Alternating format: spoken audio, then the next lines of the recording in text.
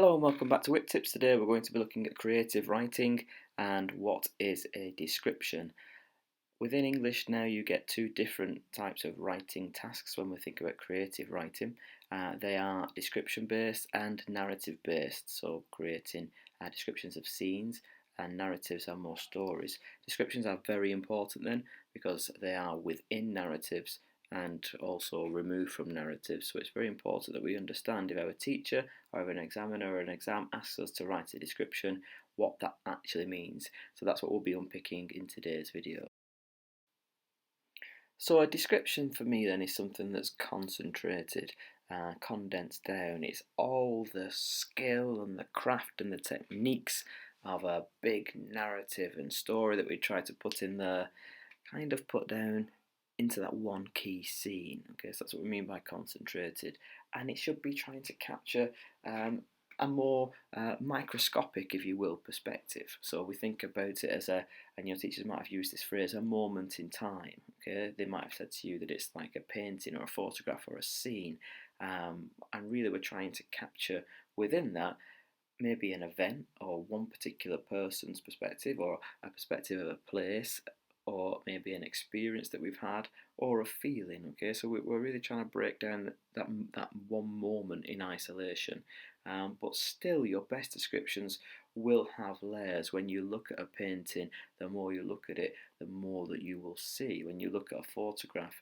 maybe from a holiday that you've had some time ago, when you go back to it, there might be something new in the background that catches your eye. There might be something about the way you looked on that particular day that you don't quite remember, and you see yourself in a slightly different way. And then you might start to, if you start to look and you start to analyse it, when we talk about layers, there'll be some kind of moment. It won't just be methodically working through and describing literally what you can see. The best descriptions will be able to flip the switch, and there'll be other videos on about how we structure writing and descriptions to try and engage our reader and examiner a little bit more, and I'll talk more about flipping the switch in future videos. But there will be a twist, your teachers might refer to it as, within your description. There'll be a mood that's building up within your descriptions to get into those very top grade boundaries. You can't just methodically go through and describe what you see. There has to be some element of surprise or skill or craft that you've built towards something, okay, and that's very important when you're planning your descriptive pieces. So let's have a look at an example then. This is a typical task that you might be set in lesson or for your exams. A magazine has asked for contributions for their creative writing section. Write a description of a sporting event as suggested by this picture. So within this picture, and I've chosen this one deliberately because it's massive, there is an awful lot going on here. You've got crowds, you've got, my eyes are drawn to scoreboards there as well. We can see the football goal, so we can think about where we're at in terms of that. My eyes are drawn to the steward and some of the people that are stood up and moving when everyone else seems to be sat down. The man right at the bottom left of the picture with his arms folded drives my attention in as well. To try and describe all what you see in here would obviously be too big. You couldn't fit that in. So this is where you've got to condense and concentrate down and try and capture a mood or a moment within this picture. Okay, that's the scene. So it might be that you focus on the atmosphere of the crowd or one person particular within the crowd and what their experience is and their feeling is within this sporting event. It might be that because it says here suggested by this picture, you might be thinking about a key moment in this football match, one key moment. You can't cover a 90-minute match or a 90-minute sporting event or even bigger time period in a 45-minute assessment or exam. So you've got to be very selective and you've got to condense that down to one key scene. It might be a particular save, a particular moment, a particular reaction from the crowd, a refereeing decision, a key penalty decision, a goal, the best goal that you've ever seen scored. So you've got to be selective and you've got to break this picture and this task down and condense it down. Okay, and if you can think about that, that will be very, very useful for you. Another example that we have on screen then is not a bigger picture but a more focused one. So we've got one dominant character here that we're being asked to describe, and the task is write a description of a performer as suggested by this picture. Again, we need to think about, for this picture, not necessarily break it down like the last one, but making sure that it's not static. We're not literally going down and perhaps describing bit by bit from his hat to his waist. We have to think about this moment, and really, as we try and capture this performance moment, maybe we then think about moving from external to internal, so describing not only what he looks like, but what he's thinking as well. So you've got to be thinking about that movement within your description.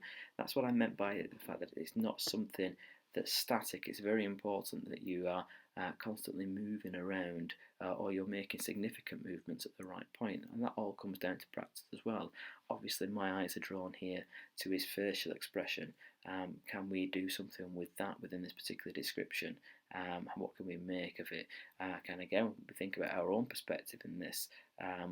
We're writing a description of a performer, but are we coming from the performer's perspective, or are we coming from somebody that's observing the performer's perspective as well? So the perspective within a descriptive writing task is key, and that's a key decision that you're going to have to make when you look at a picture and evaluate it and decide what it is that you're going to try and do.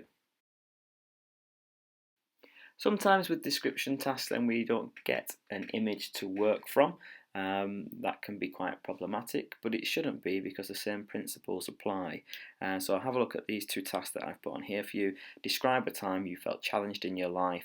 Focus on how you overcame the problem. Again, it's the same principle. You try and condense and concentrate it down. You're being asked here about a feeling, this feeling of challenge that you may have, and also how you overcame it. Okay, so it's a very important thing. Don't try and choose something that's too big. Don't try and go into perhaps too much detail of a long running issue that you may have had in terms of a challenge. Try and select something that's quite small, quite focused, and then make sure you don't forget the second part of this, which is how you overcame it. Or you might get something like the second one that you can see here, describe life on a new planet. Again, a new planet is massive, okay, and you could spend novels, a series of novels describing life on a new planet. You again have to be quite selective in what you're going to have to try and do there. So you're going to have to try and look at this planet through not a telescope, but almost like a microscope, if you will. Condense it down, focus on one aspect of life on this new planet that you may have encountered. Okay, so you try and make sure that your description is manageable.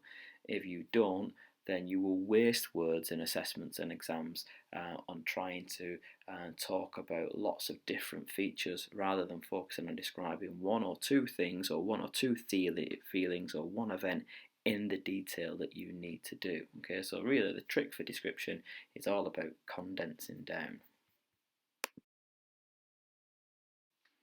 Finally then, a couple more tips for you of what we've just been talking about to try and summarise. As I've been saying all the way along, it's about capturing, it's about concentrating, it's about condensing down. You can kind of think of those 3 C's, if you will: capture, concentrate, condense. They will help you with a task that is with a picture or without a picture. Do try and have an overall mood or atmosphere in your description. Okay, it's not a case of you're working through objects.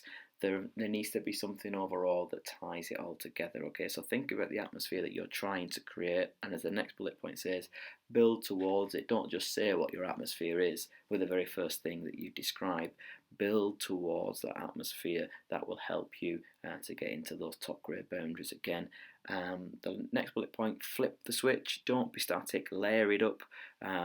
Twists, again, like say a plot twist, if you will, descriptive twists, your teachers might have taught you about. But if you are building to something, or you are describing a character, and your character, we go back to the street performer, seems really happy in his performance, okay, could there be a flip there in the switch? Could there be this element of sadness, an element of regret that's within him as you make that internal to external shift? Okay, so we'll talk more about flipping the switch in some other videos, so make sure you subscribe to the channel so that you can see those and you don't miss them. And probably the best piece of advice that you could have for descriptive writing is to practice. Practice, practice, practice. and that involves writing and that involves reading as well. Reading good examples of descriptions will help you know what features you're trying to put in there, and practicing will show you your limitations and where you need to work. What is it that how far can you condense down? You need to know that before you go into assessments and before you go into examinations. Can you squeeze 30 minutes worth of writing on one face? Or not? Okay, you're going to have to move from face to thoughts. Okay, and again from internal to external. Are you going to be able to talk about one character in 30 minutes, or will you need to describe some sort of setting? Will you need to describe two? Likewise, can you physically describe three characters in 30 minutes? Maybe not. So it's all about practicing. You'll discover what you can and can't do the more you practice. There's no shortcuts, no cheats for writing. You just have to practice, discover your limitations. The more you practice, the more you craft, and the better that your writing will be. Good luck in the rest of your studies. Hope this has been of use. Thanks very much. Bye bye now.